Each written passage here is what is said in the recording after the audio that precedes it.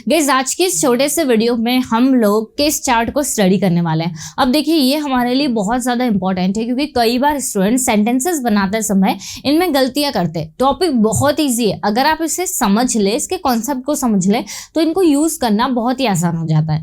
और एक और चीज़ मैं आपको बता दूँ कि आप इसे अपनी डे टू डे लाइफ में प्रैक्टिकल कॉन्वर्सेशन में यूज़ करते ही हैं। तो जब हम इन चीज़ों को यूज़ करते हैं, जैसे आप यहाँ देख सकते हैं, हम यू का यूज़ करते हैं, हिम का यूज़ करते हैं, हिज का यूज़ करते हैं, हर और हर्स भी यूज़ होता है, हर सेल्फ यूज़ होता है, हिम सेल्फ यूज़ होता है। तो जब हम इन सभी को यूज़ करते हैं, लेकिन अगर हमें नहीं पता है कि इनको बोलते क्या है और इन्हें कब यूज़ किया जाता है, तो फिर इन सेंटेंसेस को यूज़ करने से कोई मतलब नहीं है। सो गाइस जिस चीज़ को हम यूज़ कर रहे हैं, जो हम अपनी प्रैक्टिकल कॉन्वर्सेशन में बोल रहे हैं, ले रहे हैं टॉपिक को, उसका नॉलेज हमारे लिए होना बहुत ज़्यादा ज़रूरी है। तो आज की इस वीडियो में हम केस चार्ट को पूरी तरह से पढ़ने वाले हैं। हर एक चीज़ मैं आप लोगों को डीपली एक्सप्लेन करूंगी, कहाँ कैसे कब यूज़ करना है। तो मेरे साथ आप लोग वीडियो के एंड तक बने रहिए। Let's begin. अब गाइस अगर हम लोग बात करें तो ये जो टॉपिक है जिसमें हम I, we, you, they, he, she, our, ours, yourself, हम ये सारी चीज़ें जिसको लेते हैं, इसका हम जो नाम है वो रखेंगे पर्सनल प्रोनाउन चार्ट, या आप इसको प्रोनाउन केस चार्ट भी बोल सकते हैं। अब देखिए इसको हम लोग प्रोनाउन चार्ट या केस चार्ट क्यों कहते हैं, आप ये ध्यान से समझेंगे। जैसे कि अगर हम लोग बात करें नाउन की, आप सभी जानते हैं कि नाउन यूज होता है, ठीक है। Noun is the name of any person, place और थिंग, जो हम डेफिनेशन बचपन से पढ़ते आ रहे हैं। अब वैसे ही होता है प्रोनाउन। तो अब अगर प्रोनाउन की बात करें तो प्रोनाउन क्या है?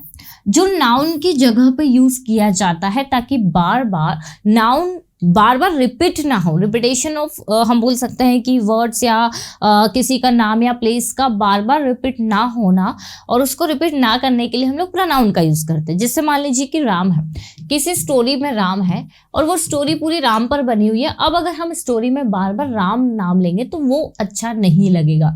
तो इस रिपीटेशन को हटाने के लिए हम लोग किसका यूज़ करते हैं? प्रोनाउन का।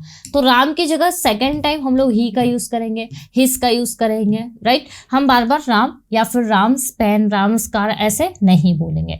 तो ये तो भैया क्लियर हो गया कि प्रोनाउन केस चार्ट मतलब इन्हें कि जो नाउन की जगह पर यूज किया जाता है। अब इसे हम लोग डिवाइड कर लेते हैं अलग अलग भागों में। अब आप देखिए सबसे पहले समझ लीजिए कि सब्जेक्टिव क्या होता है। जैसे इसे नॉमिनेटिव केस भी कहा जाता है। देखिए जो प्रोनाउन सब्जेक्ट की तरह काम करे, मतलब जो प्रोनाउन खुद काम कर रहा है, वो हमारा सब्जेक्टिव में आ जाएगा। ये हम सभी जानते हैं, बेसिक चीज है। जैसे कि I, we, you, he, she, they, it आ जाएगा, राइट। तो ये सारे हमारे सब्जेक्टिव केस है, हम नॉमिनेटिव केस भी इन्हें बोल सकते हैं। अब इसमें हमें ये भी समझना होगा कि फर्स्ट पर्सन क्या होता है, सेकंड पर्सन क्या होता है, थर्ड पर्सन क्या होता है। सो गाइस अगर हम लोग बात करें आई और वी की, तो इससे हम लोग फर्स्ट पर्सन मानते हैं, ओके। आई और वी जो होता है वो हमेशा फर्स्ट पर्सन की कैटेगरी में आता है। आई और वी हमेशा फर्स्ट पर्सन की कैटेगरी में आता है, इस चीज का आपको ध्यान रखना है। क्योंकि देखिए आई तो ठीक है, आई मतलब मैं हो गया, मैं फर्स्ट पर्सन हूं, जिससे मैं बात करूंगी, मतलब ये नहीं कि यू, ये हो जाएगा सेकंड पर्सन। और अगर आप किसी और व्यक्ति के बारे में बात कर रहे हैं तो वो हमारा हो जाएगा थर्ड पर्सन, जिसमें हम ही, शी और दे को लेंगे। तो ये हो गया हमारा थर्ड पर्सन। इनका आपको ध्यान रखना है, आप पर्सन भी साथ में समझते चलेंगे। यू हमारा हो जाएगा सेकंड पर्सन, ये देखिए ये हमारा हो गया सेकंड पर्सन। और आई और वी फर्स्ट पर्सन। वी में आई भी इंक्लूड होता है, इसलिए इसको भी फर्स्ट पर्सन में रखा हुआ है। तो इनका यूज हमें पता है। जैसे आई एम टीचिंग, मैं पढ़ा रही हूँ, वी आर लर्निंग इंग्लिश, हम इंग्लिश सीख रहे हैं, यू डिड इट, तुमने इसे किया, ही नोज मी, वह मुझे जानता है। तो जब काम कोई व्यक्ति करता है और उसकी जगह हम जब प्रोनाउन का यूज करते हैं तो वो हमारा सब्जेक्टिव प्रोनाउन होते हैं, नॉमिनेटिव केस होते हैं, ये हम सभी जानते हैं। अब गाइस अगर हम लोग बात करें ऑब्जेक्टिव की, तो यहाँ पर जब सब्जेक्ट जो है किसी के बारे में बात करें, मतलब जो काम नहीं कर रहा है, जिस पर क्रिया की जा रही है, जब हम उसकी बात करते हैं तो हम इन ऑब्जेक्ट्स का यूज करते हैं। जैसे मी का मतलब अगर हम देखें तो मी मतलब क्या होता है, मुझे। हिंदी मुझे ज़्यादा डीप में बताने की ज़रूरत नहीं। जैसे आई मतलब होता है मैं, और आई मतलब मुझे भी होता है, ये हम जानते हैं। वैसे ही वी का होता है हम, और यू का तुम या आप दोनों होता है। तो वैसे ही गाइस मी का होता है मुझे, ओके, अस का होता है हमें। जैसे मैंने कहा कि वह हमें कुछ बता रहा था, मतलब बताने का काम वह कर रहा था और जिस पर काम किया गया वो ऑब्जेक्ट हो गया। वह किसे बता रहा था? वह हमें बता रहा था। तो यहाँ पर हमें क्या है? ऑब्जेक्ट है। तो हम बोलेंगे he was telling us something. क्या कहा हमने? He was telling us something, मतलब वह हमें कुछ बता रहा था। ठीक है, या फिर हम बोल सकते हैं कि उसने हमें इनवाइट किया। He invited us। अस क्यों लगाया? क्योंकि हमने क्या कहा? हमें इनवाइट किया। किसने किया? उसने। ठीक है, तो हमने कहा he invited us, उसने हमें इनवाइट किया। अब अगर हम you देखें तो you सब्जेक्ट में भी आता है, you ऑब्जेक्ट में भी आता है। जैसे she is talking to you, मतलब क्या हुआ? हमने एक सेंटेंस लिया और हमारा सेंटेंस ऐसा बना, she is talking to you। अब आप यहाँ पर देखेंगे गाइस, तो ये जो यू है ये क्या है? ये ऑब्जेक्ट है। क्योंकि देखिए काम करने का काम कौन कर रहा है? सब्जेक्ट। मतलब यानी कि काम जो बात करने का काम है वो शी कर रही, तो शी हमारा क्या है? सब्जेक्ट है, मतलब सब्जेक्टिव प्रोनाउन है। ठीक है, और यहाँ पर यू जो है, यू से बात की जा रही है, तो यू यहाँ पर ऑब्जेक्ट के रूप में वर्क कर रहा है। तो ये तो सिंपल बेसिक सा कॉन्सेप्ट है, हम सभी जानते हैं इस बारे में। अब अगर हम बॉय की बात करेंगे तो आप इस चीज़ का स्पेशली ध्यान रखेंगे, क्योंकि स्टूडेंट्स इसमें बहुत ज़्यादा गलतियां करते हैं। तो अगर हम बॉय की बात करें ऑब्जेक्टिव केस में, तो यहाँ पर मतलब ऑब्जेक्ट के रूप में तो हम हिम लगाएंगे, और गर्ल है तो हम वहाँ पर हर लगाएंगे, उन्हें है तो हम देम लगाएंगे। मतलब यू का हो गया तुम्हें या फिर तुमसे, हिम मतलब उससे या उससे हम मान सकते हैं, हर मतलब भी उससे। ओके, ये गर्ल के लिए लग गया। अब आपने एक सेंटेंस बनाया कि वह उससे बात कर रही है, कोई बॉय है, आपने कहा वो उससे बात कर रही है, तो आपका सेंटेंस कैसे बनेगा? She is talking to her. अगर बॉय है तो आप हिम लगाएंगे, अगर गर्ल है तो आप हर लगाएंगे। तो आपने क्या कहा? She is talking to her. Her मतलब क्या हो गया? उससे। तो आपने कहा वो उससे बात कर रही है। वैसे ही अगर बॉय रहेगा तो आप यहाँ पर हर की जगह क्या लगा देंगे? हिम लगा देंगे। अब आपका सेंटेंस बनेगा she is talking to him, मतलब वह उससे बात कर रही है। तो यहाँ पर ये जो हिम है ये हमारा ऑब्जेक्ट के रूप में वर्क कर रहा है, और हिम का मतलब भी होता है उससे। क्लियर? चलिए आगे बढ़ते हैं। बहुत बेसिक सी चीजें गई, लेकिन आपको पता होना चाहिए कि इन्हें क्या बोला जाता है, हम सभी यूज करते हैं। अब देखिए, अगर हमें बोलना हो कि वह उनसे बातें कर रही है, उनसे, तो हम बोलेंगे she is talking to them, मतलब यहाँ पर हम थर्ड पर्सन की बात कर रहे हैं।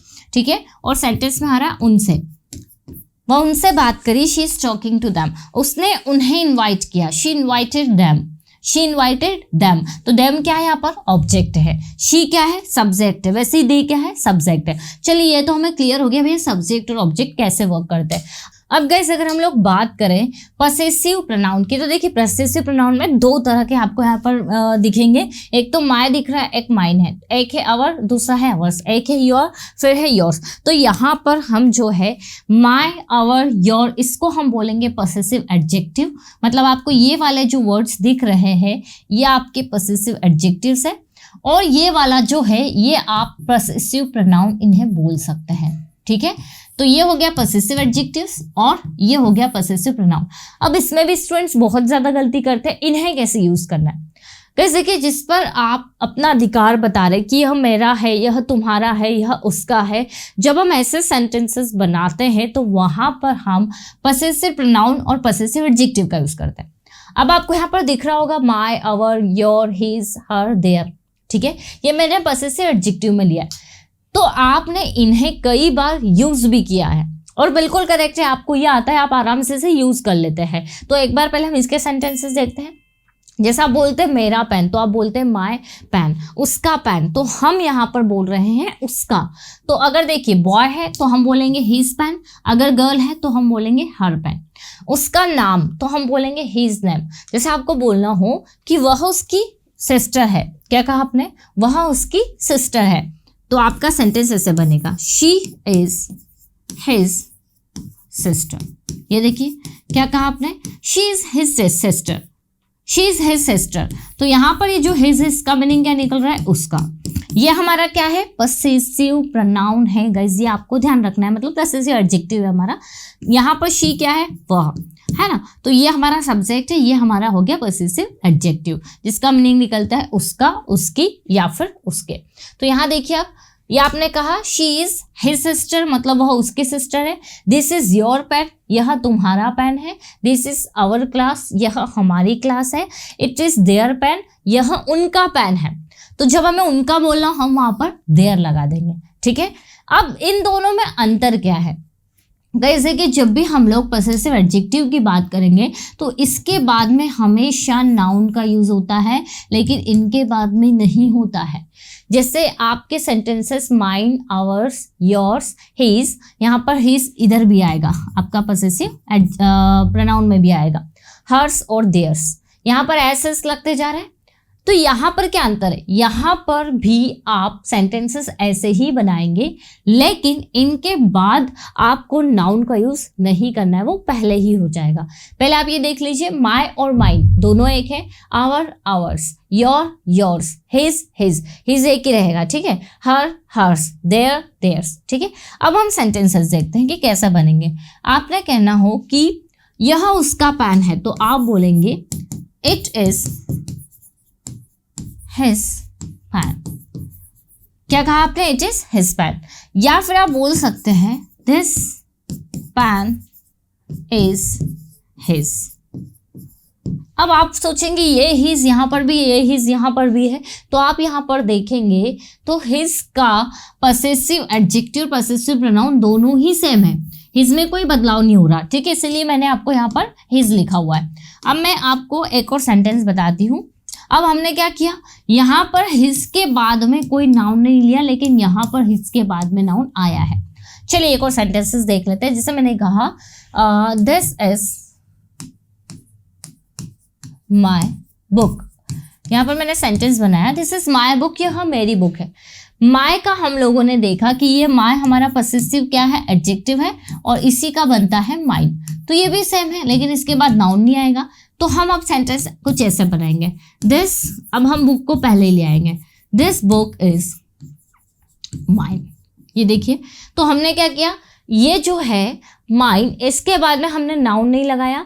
तो ये आपको ध्यान रखना है कि पसेसिव प्रोनाउन के बाद में नाउन नहीं आता, हाँ, लेकिन एडजेक्टिव के बाद में आ जाता है। यहाँ पर माय बुक हो जाएगा, हिज बुक हो जाएगा, हर बुक हो जाएगा, देयर बुक हो जाएगा, लेकिन ये वाले वर्ड्स लगाने पर आपको नाउन का यूज नहीं करना है। आया समझ में? बाकी दोनों के यूजेस सेम है, ऐसा नहीं है कि आप ये नहीं यूज कर सकते। देखिए, अब जैसे सेंटेंस आपने कहा दिस इज माय बुक, या फिर this book is mine, this is our class, या this class is ours, this is your pen, या this pen is yours, yours पर सेंटेंस खत्म हो गया। दिस इज हिज पेन, या this pen is his, his पर sentence खत्म हो गया। दिस इज हर पेन, या दिस पेन इज हर्स। वैसे इट इज देयर पेन, या दिस पेन इज देयर्स। तो डिफरेंस कुछ नहीं है, नाउन लगाने का है और नहीं लगाने का है, सेम सिचुएशन में यूज होता है, किसी का अधिकार बताने के लिए कि ये मेरा है, तुम्हारा है, उसका है, इस तरह से। अब हम बात करते हैं गाइस रिफ्लेक्सिव प्रोनाउन की। अब रिफ्लेक्सिव प्रोनाउन क्या होते हैं? देखिए, जब हम सेंटेंसेस में बोलते हैं ना, मैं खुद, वह खुद, तुम खुद, तो जब खुद या स्वयं की बात आती है, जब भी हम बात करेंगे खुद या फिर स्वयं की, तो हमें यहाँ पर myself, ourself, yourself, himself, herself और देम सेल्फ का यूज करना है। अब एक और चीज, यहाँ पर आप सेल्फ देख रहे हैं, तो ये सेल्फ सिंगुलर के लिए होता है और सेल्फ जो होता है वो प्लूरल के लिए होता है। सेल्फ सिंगुलर के लिए, सेल्फ प्लूरल के लिए। तो हमने कहा कि I will do my work my self.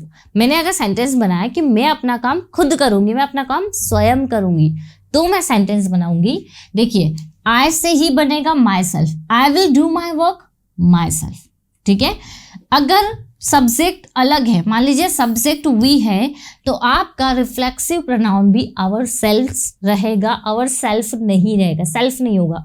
Self एक के लिए लगता है, सेल्फ ज्यादा के लिए। तो आपका सेंटेंस बनेगा we will do our work ourselves, मतलब हम हमारा काम खुद करेंगे, हम हमारा काम स्वयं करेंगे। या फिर you should do your work your self. अब यहाँ पर आप जो यू देख रहे हैं, ये गाइस यू जो है वो एक के लिए भी यूज होता है और एक से ज्यादा के लिए भी। तो आपको सिचुएशन क्लियर होगी कि आपके सामने एक व्यक्ति है या फिर ज्यादा है, उसके अकॉर्डिंग आप योरसेल्फ या फिर योरसेल्व्स का यूज कर सकते हैं। जैसे you should do your work yourself या फिर you should do your work yourselves. Clear, depend करेगा। हिंदी मैंने बता दिया, खुद या फिर स्वयं।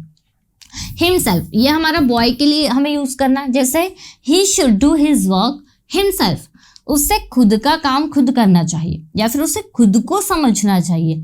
He should understand it himself, he should explain it himself, उसे खुद समझाना चाहिए। तो सेंटेंस क्या बना, he should explain it himself, उसे खुद समझाना चाहिए। वहीं अगर गर्ल है तो हम लोग हर सेल्फ का यूज करेंगे। जैसे आपको बोलना हो कि उसे खुद यहाँ आना चाहिए, she should come here her self. क्या कहा हमने, she should come here her self, मतलब उसे खुद यहाँ आना चाहिए। वैसे ही अगर हम लोग दे की बात करेंगे कि उन्हें खुद, तो हम लोग दे के साथ में यूज कर लेंगे देम सेल्व्स का। उन्हें खुद यहाँ आना चाहिए, they should come hear them selves. बहुत सिंपल है, them selves. Clear. So I hope guys ये सारे आपको, आप इसका स्क्रीनशॉट ले लीजिए। आई नो कि बहुत ज़्यादा इजी है, आप इसे यूज़ करते हैं, लेकिन कहीं ना कहीं हमें इनका नॉलेज नहीं होता है। तो मेरा पर्पस यही था कि मैं कोशिश करूँ आपको थोड़ा सा इसके बारे में इंफॉर्मेशन देने की, नॉलेज देने की। अगर आपको वीडियो अच्छा लगा है, थोड़ा सा भी हेल्पफुल लगा है, तो एक लाइक ज़रूर कर दीजिएगा। मिलते हैं गाइस हम लोग अपने नेक्स्ट वीडियो में। Till then bye bye, take care.